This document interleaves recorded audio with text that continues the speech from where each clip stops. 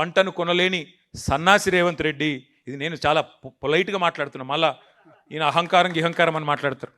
నేను మాట్లాడే మాటలు చాలా తక్కువ మాట్లాడుతున్నా. మీరు రైతుల కాడికి పోతే, మీరు మైకు పెడితే రైతులు ఇవాళ మాట్లాడే భాష ఇంకొకడు రేషం ఉన్నోడైతే హుస్సేన్ సాగర్లో దూకి చచ్చిపోవాలి.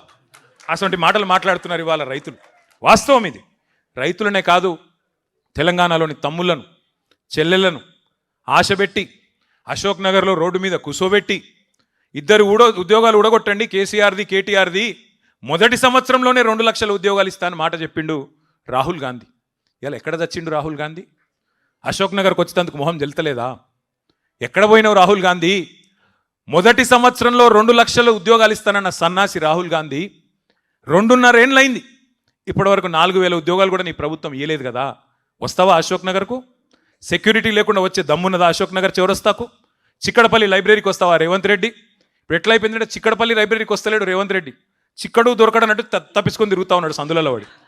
సెక్యూరిటీ లేకుండా బయటికి వచ్చే పరిస్థితి కూడా కాంగ్రెస్ మంత్రులకు కానీ ఇవాళ ఆ నాయకులకు కానీ లేదు. వాస్తవం ఏంది అంటే ఇవాళ మొత్తం తెలంగాణనే ఒక ధర్నా చౌక్ అయిపోయినట్టుగా కనబడతా ఉన్నది.